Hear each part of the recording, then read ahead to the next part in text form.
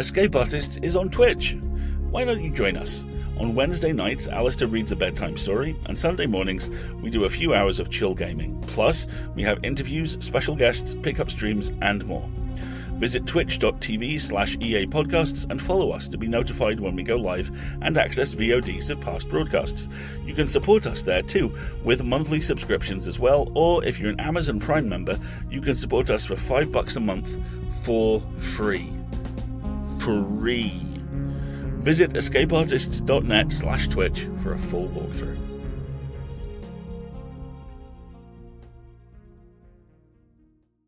Content warning.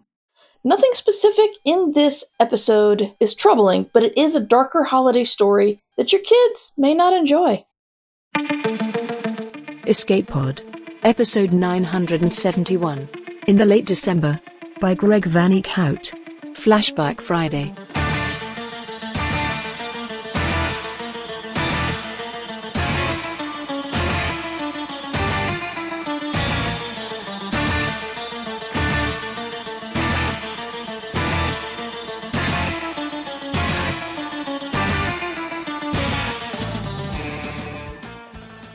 Hello and welcome to Escape Pod. I'm Mer Lafferty, your co-editor and host, and because of some scheduling conflicts, we're bringing you a very merry flashback.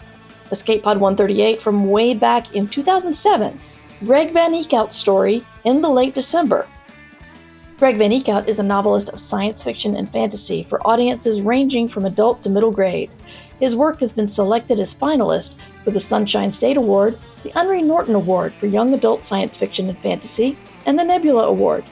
His novels include Cog, Voyage of the Dogs, and the California Bones trilogy. He's also published about 24 short stories, several of which have appeared in the year's best anthologies, and Escape Pod. Search his name, you'll find him. He lives with his wife and dogs in San Diego, California, where he enjoys beach walks and tacos. It's narrated for us by our founder, Sarah Ely, who is a chaos spirit who first appeared in 2013 from the right cerebral hemisphere of a former podcaster named Steve Ely. Best known as the founding editor and host of Escape Pod, with the famous sign-off, "Have fun," Steve realized he was having more fun as Sarah and gave her the body for transition and general mayhem. Now much prettier than Steve and at least 70% weirder, Sarah lives in Atlanta, Georgia with her spouse Sadie and collects stories too fantastic to be fiction. If you ask nicely, she may even tell you some of them. Even at the end, it's important to be good. It's also important that it's story time.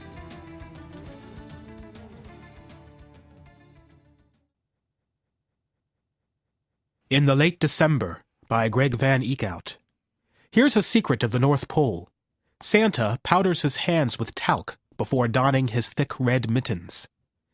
It is a small secret, true, but some would give anything to steal even that. A secret is a detail, and here in the late December, a detail is as precious as a true name. Santa, a red exclamation in a white world, walks the reindeer line, stroking sugar and cinnamon fur.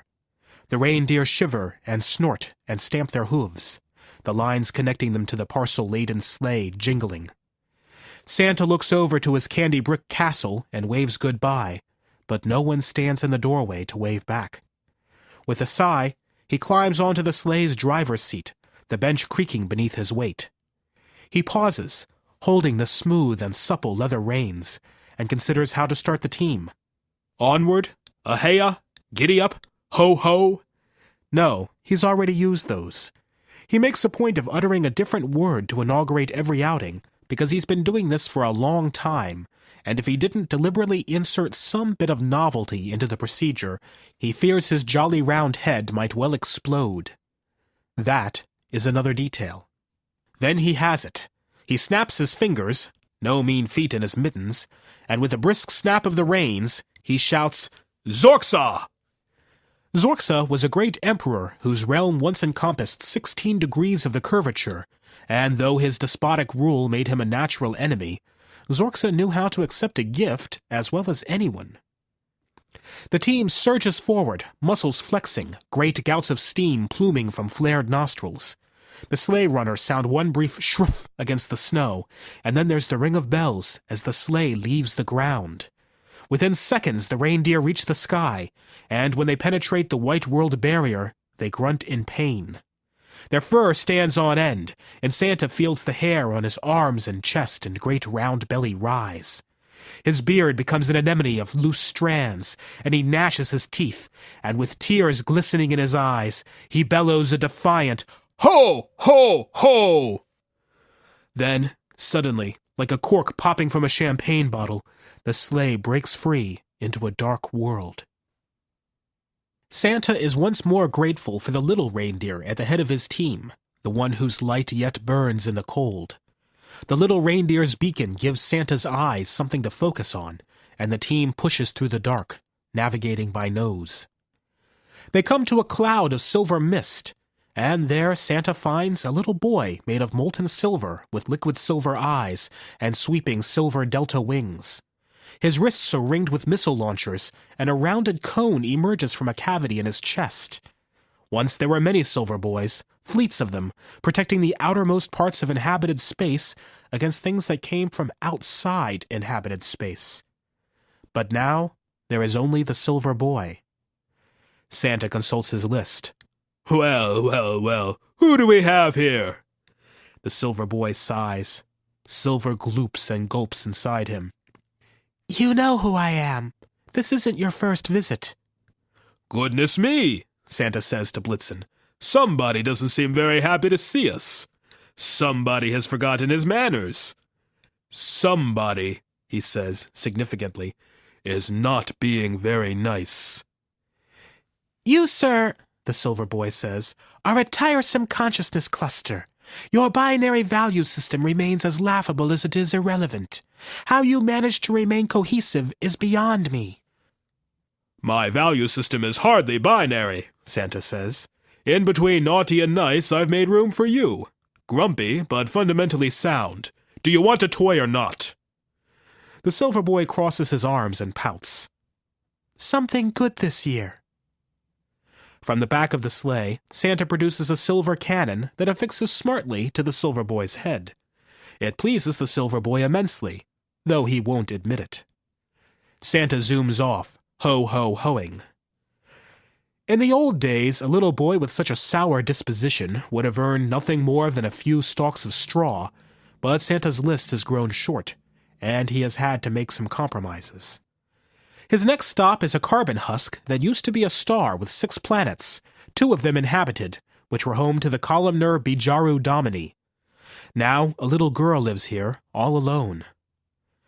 The sleigh touches down lightly on the surface of the carbon husk, the reindeer adjusting to the heavy gravity here. Santa climbs down. He erupts in a belly laugh and says, Why, hello there, little girl, and a Merry Christmas to you. The little girl is an independent consciousness cluster in the form of a cephalopod with waving tendrils. She lives in a puddle of gel. Both she and her puddle are smaller than they were last year. Have you been a nice girl this year? I have been frightened, the little girl says. The big empty has come close 3 times, and each time I've nearly lost coherence. I am very frightened. Santa's frosty brow creases. He forces a smile. But you fought off the big empty, I see. You are a brave and very coherent little girl. The little girl sinks to the bottom of her puddle. Thank you, she says shyly. The cephalopod is a very old little girl. She is all that's left of the columnar Bijaru Domini, a civilization that once cultivated coral tubes into such clever, flexible configurations that they were once used to bridge worlds. Santa leaves the little girl a toy, a trio of swimming, dancing lights, and then he returns to the sleigh and takes off, waving merrily. She did not look good, he confides to Dasher. She did not look good at all. Very sketchy. Very under-realized. Dasher grunts, hooves scraping vacuum. The next stop is a point in space where Santa expects to find a little boy named Kindrel, the last remaining consciousness of a financial consortium that, at its height, spanned 3 glittering arms. Upon arrival, Santa stands in the sleigh and looks around. There is nothing. All is gone. The space here is empty black. Santa picks up the reins and drives toward the next name on the list. He fails to find Dothabin Tong, a crystalline matrix of a little girl who lived in the ventral lanes. Santa scratches her name off the list. She will never see the bottle of whisper drops he made in his workshop just for her. Next on the list is Binda Blueshoe, a mischievous plasma jet of a little girl, but she is gone. Next, Vornati Stop, a little boy. Gone.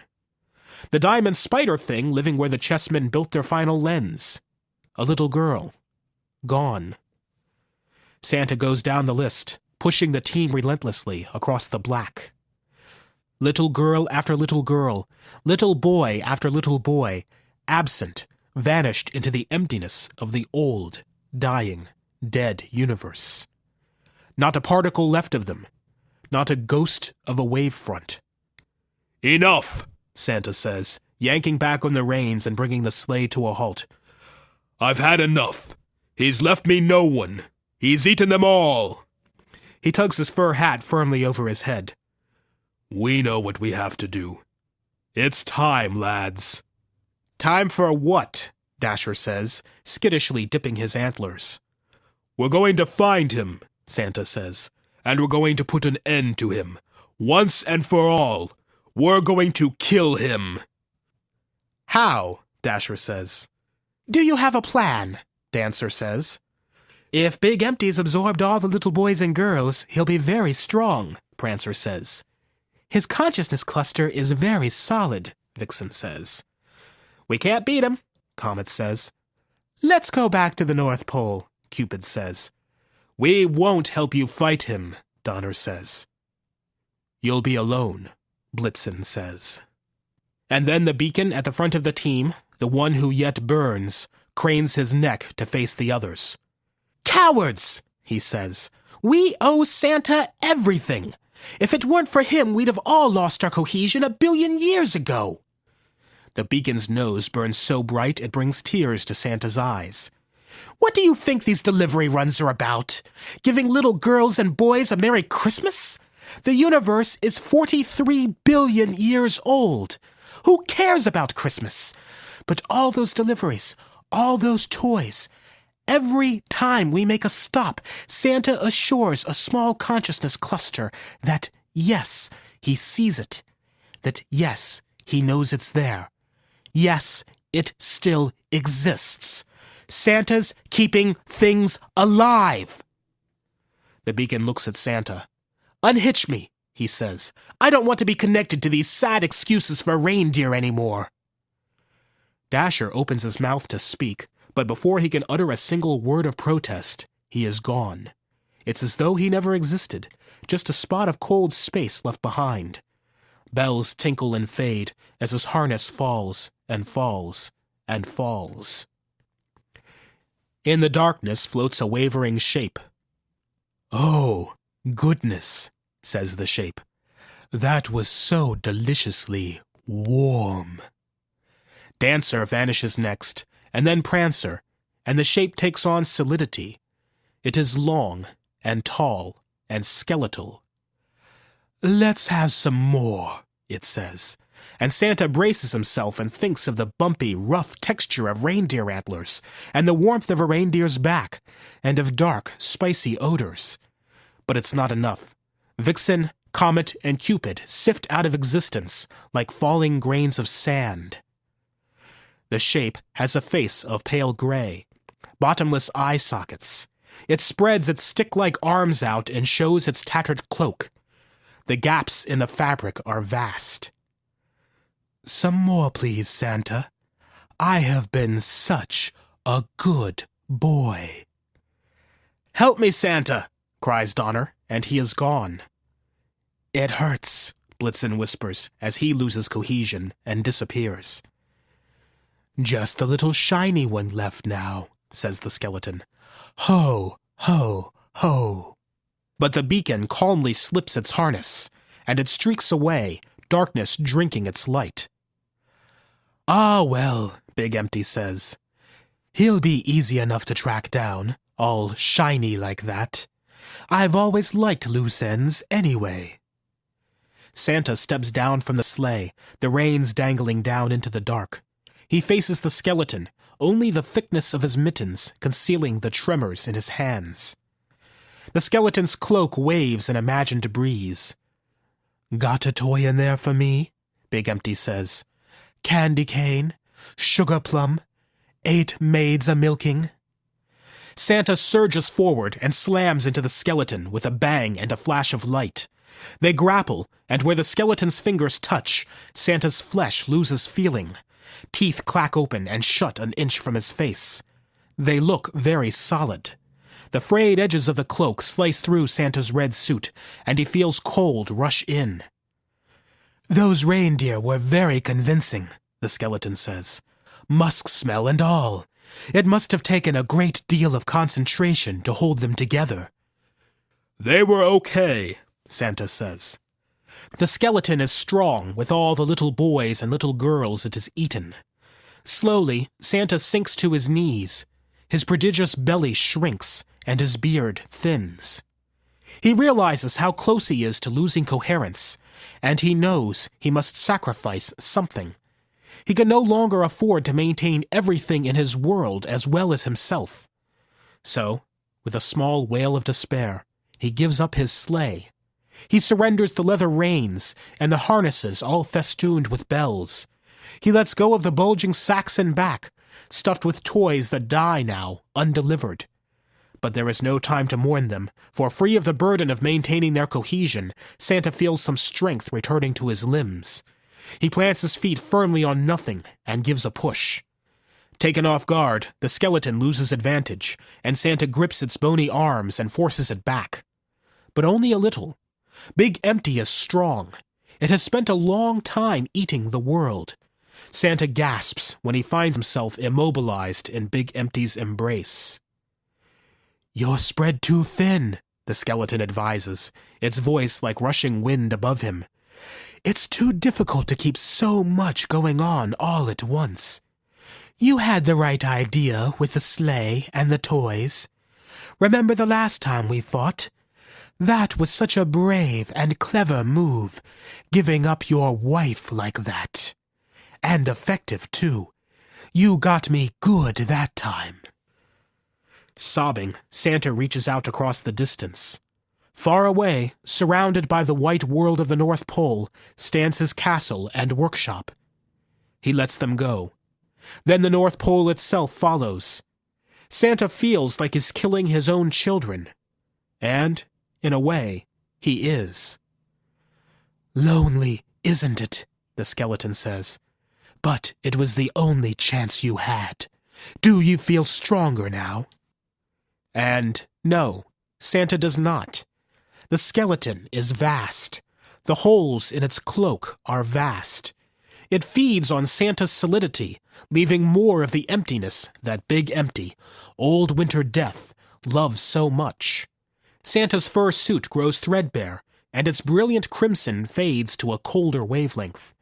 There is only the skeleton, rendered in sharp detail, tiny pits in its bones.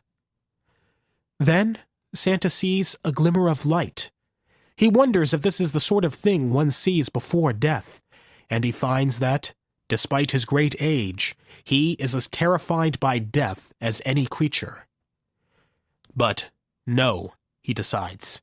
In the darkness, light is nothing to fear. Light is life. Light is fire in the cold. And something yet burns. It is the beacon, and it is much changed. Enormous, it thunders toward him, its silver delta wings glinting. It launches silver missiles, and the world explodes in searing white light. Still entwined, Santa and the skeleton tumble and spin with the shockwave. But the Big Empty's grip remains strong. "2 for the price of 1, the skeleton says, and Santa hears the beacon whimper.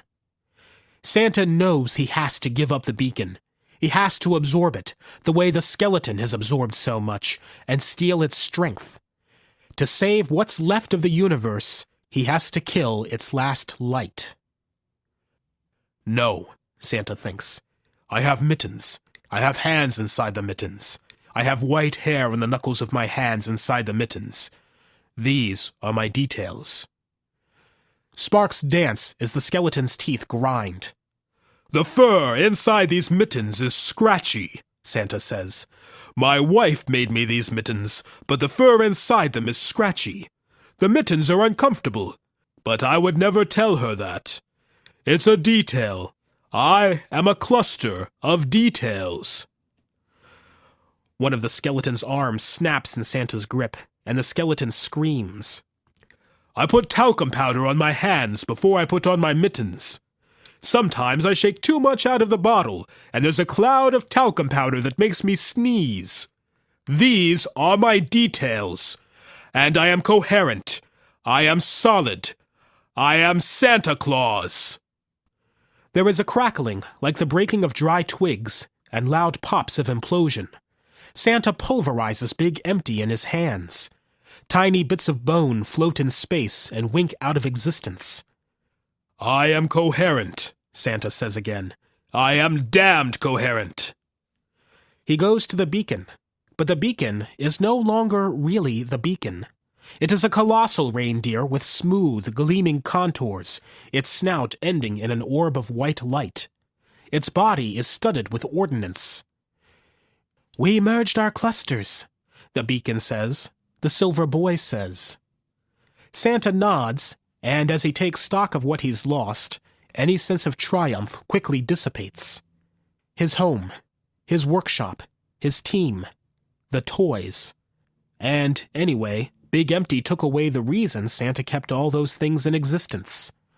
All those little girls and boys and the worlds they kept intact, deleted. The silver beacon reads Santa's face. "There's still one little girl," it says. "The cephalopod." "But that's all," Santa says. "And I have nothing to give her." "Do you still believe the cephalopod exists?" Santa knows where this is going. "I suppose so." The silver beacon lowers itself, allowing Santa to climb on its back. "Well then, so long as Santa believes, there will always be little girls." Rider and beacon sail silently toward the lump of coal where the little girl lives. Perhaps it won't be a Merry Christmas. Perhaps it won't be a Christmas at all. But it will be a thing. And here in the late December, a thing of any kind is something to be thankful for.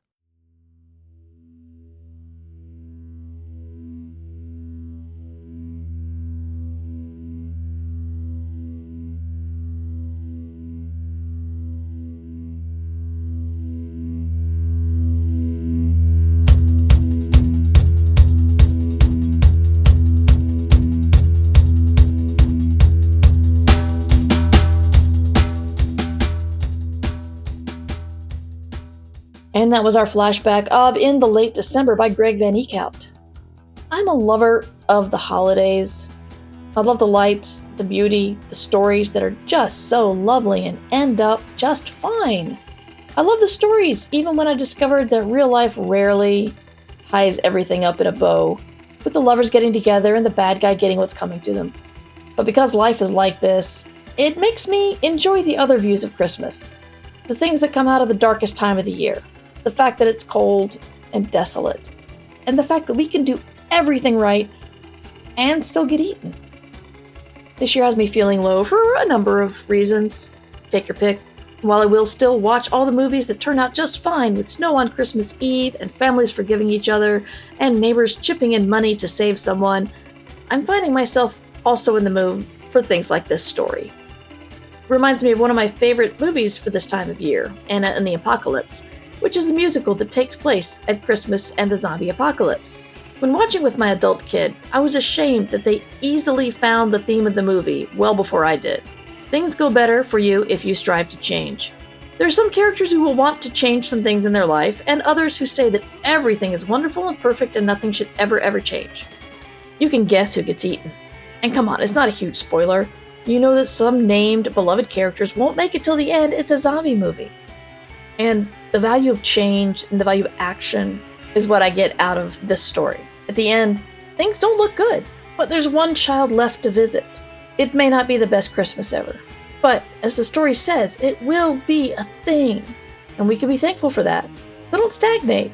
Realize that just the fact that you are here, listening to this with me, it's a thing. And we can be thankful for that. When you make stuff, when you take a step, when you try any kind of action, that is a thing. And that is change. And maybe we'll be okay in the end. But Escape Pod is a production of Escape Artists Incorporated and is distributed under a Creative Commons Attribution Non-Commercial No Derivatives license. I say that very fast because it's very long. But essentially, it's you can share it with whoever you want. You can put it online, you can mail it to a friend, but you can't change it, and you can't charge for it. All other rights are reserved by our authors. As we edge closer to the end of the year, it is time for Escape Artists Foundation's annual end-of-year fundraising campaign. This year, several of EA's most generous supporters have pledged to match every donation between now and the end of 2024, up to a current total of $7,000 US. This means that between now and December 31st, your support will have twice the impact. Any amount you donate will be matched 1-to-1. We hope to unlock the entire matching fund by the end of the year, which we can only do with your support. If you'd like to support us in publishing more original speculative fiction, and that's on the science fiction, and the fantasy with Podcastle, and the horror with Pseudopod, and the YA with Cast of Wonders, and the cats with Catcast, we're all working towards a better 2025, planning ambitious projects, and we need to compensate our magnificent crew because we pay everybody. So a couple of options to donate are via the PayPal Giving Fund, which is a charity, and if you're in the US, that means your donation is tax deductible, or you can subscribe or give a gift subscription via Patreon. You can make a one-time donation. You can support the Twitch channel at twitch.tv/EA Podcasts. There are many ways. If you have questions, email donations@escapeartist.net or check out our support page for more options. Whether you've been a member from the community since 2005, no one says it like that, 2005, or just started following, now's the perfect time to start supporting us because your gift will have twice the impact. Next year is Escape Pod's 20th anniversary. We're looking forward to it. Our music is by permission of Daikaiju. Learn more about them at daikaiju.org. That was our show for this week. Our quote comes from Kurt Vonnegut. Sing in the shower, dance to the radio, tell stories, write a poem to a friend, even a lousy poem. Do it as well as you possibly can. You will get an enormous reward. You will have created something. We'll see you next week with more short science fiction. Create your own light, push against the dark, and stay safe and stay kind.